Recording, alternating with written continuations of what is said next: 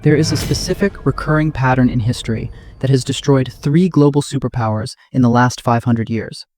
It is not a random series of unfortunate events. It is a precise 7-stage sequence, a death spiral, script that empires follow almost unknowingly until it is too late. The title of this video is not an exaggeration. When you overlay the economic data of the United States in 2025 against this historical template, the conclusion is mathematically undeniable. We have already completed 5 of the 7 stages. We are not merely approaching the collapse pattern, we are deep inside it. And if history holds true, the timeline left to fix it is much shorter than anyone in Washington wants to admit. To understand the danger, you have to look at the victims who followed this exact same script before us. In 1590, Spain was the richest empire on earth, controlling half the world's gold. Within 80 years, they were bankrupt. In 1914, the British Empire ruled the largest territory in human history, and the pound sterling was the undisputed king of global finance. Within 40 years, the empire was gone, and the currency had collapsed. In 1991, the Soviet Union had 30,000 nuclear weapons and global influence.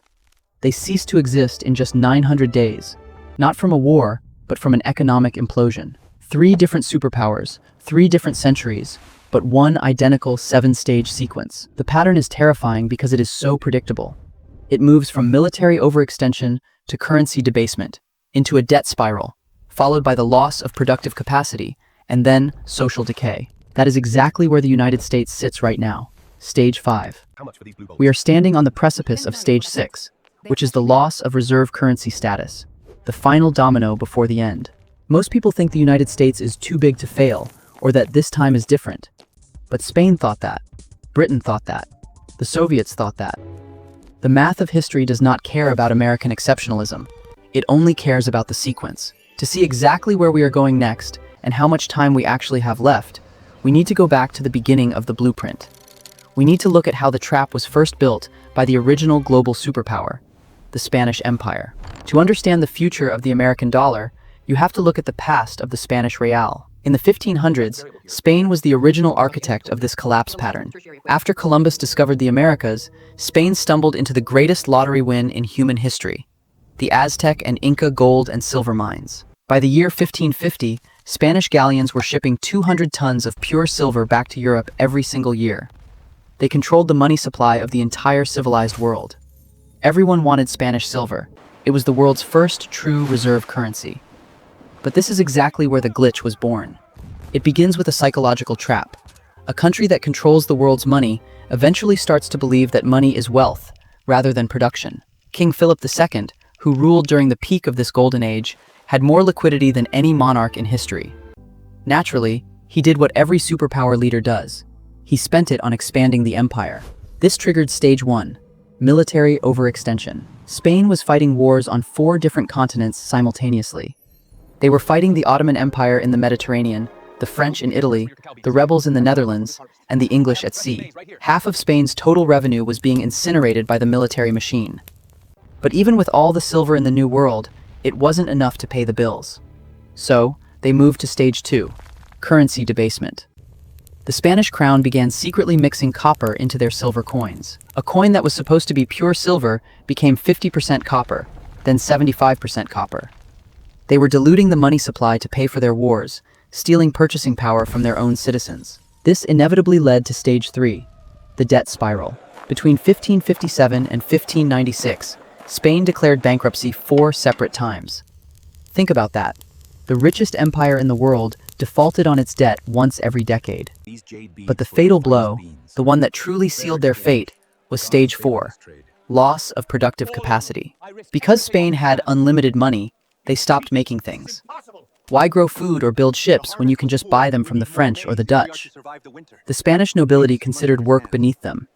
Manufacturing died, agriculture stagnated. The wealth flowed through Spain, not to Spain. They became a hollow shell, a nation that consumed everything and produced nothing. By the time the 1600s arrived, the pattern had run its course. The silver mines started to dry up, and the illusion collapsed.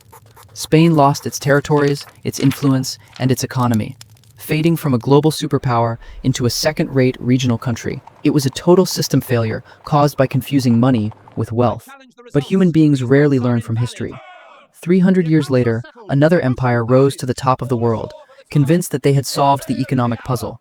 They built an empire where the sun never set, only to walk blindly into the exact same 7 stages. Let's jump forward 300 years to the early 1900s. The British Empire had seemingly perfected the art of global dominance. They controlled 25% of the world's land surface and 400 million subjects. The pound sterling was the undisputed global reserve currency. Every major trade contract on Earth was written in pounds, and London was the financial center of the universe. Just like Spain, they believed their dominance was a permanent feature of reality. But beneath the surface, they were already walking blindly into stage 1. The cost of maintaining a military presence in India, Africa, the Middle East, and the Pacific was bleeding the treasury dry. When World War I broke out in 1914, Britain faced an impossible choice. Let Europe destroy itself, or bankrupt the empire to win the war. They chose to fight, and the financial consequences were immediate. This triggered the most rapid debt spiral, stage 3, in modern history. To pay for the war, Britain had to borrow massive amounts of money from a rising power across the ocean, the United States. By 1918, the world's greatest creditor had become a debtor. They won the war, but they lost the math. To keep the system afloat, they hit stage 2, currency debasement. Originally, the pound was backed by gold, but the war had drained their vaults. They tried to pretend the peg still existed, but the market knew the truth. In 1931, reality finally broke through the denial. Britain was forced to abandon the gold standard, and the pound lost 25% of its global value almost overnight. The currency that everyone trusted suddenly became a risky asset. World War II was the final nail in the coffin. By 1945, despite being on the winning side, Britain owed the United States billions more than its entire GDP. They were financially insolvent. The empire was now just a heavy burden they couldn't afford to carry. This led to stage 4, loss of empire. In 1947, they had to let India go, the crown jewel of their economy. Then they lost the Middle East, then Africa. By the 1970s, the pound sterling had collapsed from $4 down to near parity with the dollar. The superpower that ruled the waves was reduced to a tourist destination with a great history but no power. The pattern had claimed its second victim. But while Spain took a century to fall, and Britain took 50 years, the next collapse happened so fast that the world barely had time to blink. Now we arrive at the most terrifying example of them all, the Soviet Union. If Spain proved the pattern creates a slow decline, the Soviet Union proved it can cause a sudden, violent heart attack. From 1945 to 1980, the USSR was a legitimate titan. They possessed the largest nuclear arsenal on the planet. They beat America into space, and they controlled half of Europe. On the surface, they looked invincible. But on the inside, the glitch was eating them alive. They had skipped straight to stage 1, extreme military. The end didn't come from a NATO invasion. It came from stage 2, economic stagnation. When oil prices dropped in the mid-80s, the cash flow stopped, and the illusions shattered. The currency, the ruble, was already a joke on the international market, backed by nothing but force. In 1989, the Berlin Wall fell. Within just 900 days, the entire structure disintegrated. On December 26, 1991, the Soviet flag was lowered over the Kremlin for the last time. A superpower with 30,000 nuclear weapons simply ceased to exist because its checkbook ran out. This brings us to the present day. We have seen the pattern destroy a monarchy, a democracy, and a communist dictatorship. It discriminates against no one. And now, we have to turn the lens on ourselves. When we overlay this 500-year-old template onto the United States economy in 2025, the match is not just close, it is identical. Now, we have to face the uncomfortable reality.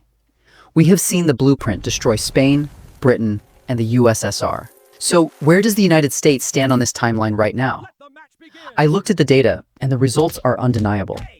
We are effectively speedrunning the first 3 stages of the collapse pattern. First, stage 1, military overextension. Just like the British Empire, we are stretched dangerously thin.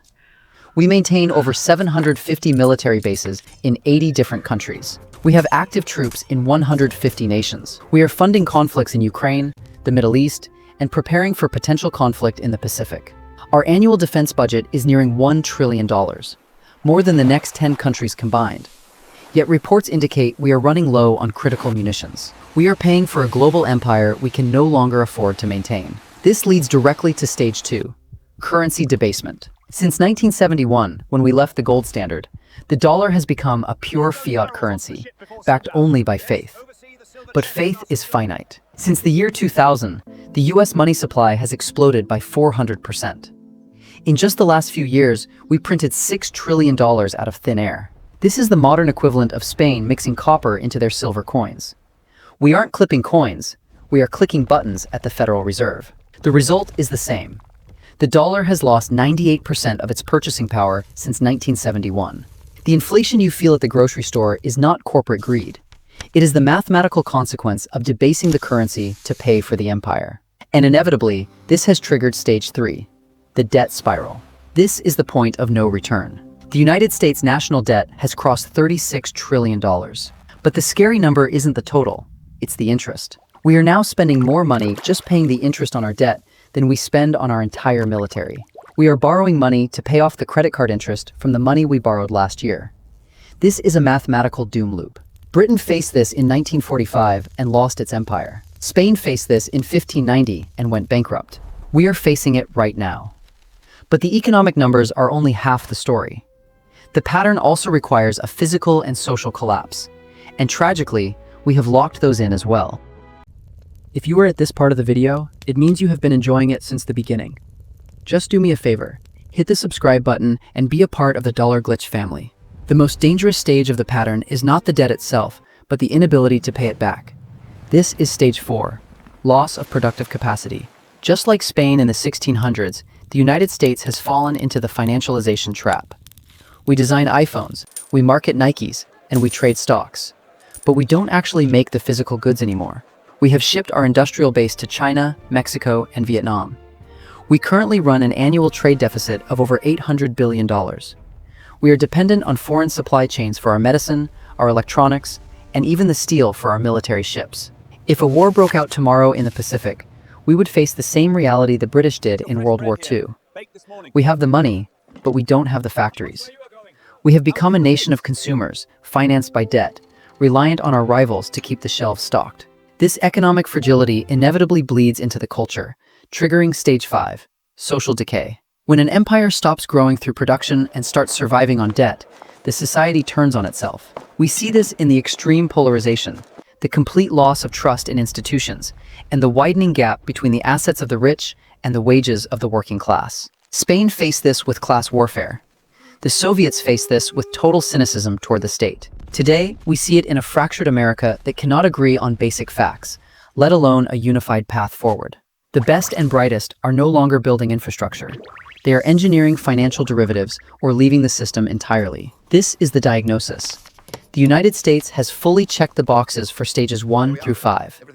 We have the overextended military, the debased currency, the debt spiral, the hollowed-out industry, and the fractured society. The pattern is complete up to this moment. That leaves only 2 stages remaining in the historical script, stage 6 and stage 7. And unfortunately, the signs of stage 6, the event that actually ends the empire, are already flashing red on the global dashboard. This brings us to the edge of the cliff. Stage 6 is the loss of reserve currency status. This is the moment the world stops trusting the empire's paper money and demands real assets instead. We are seeing the early tremors of this right now. Central banks around the world are buying gold at the fastest pace in over 50 years.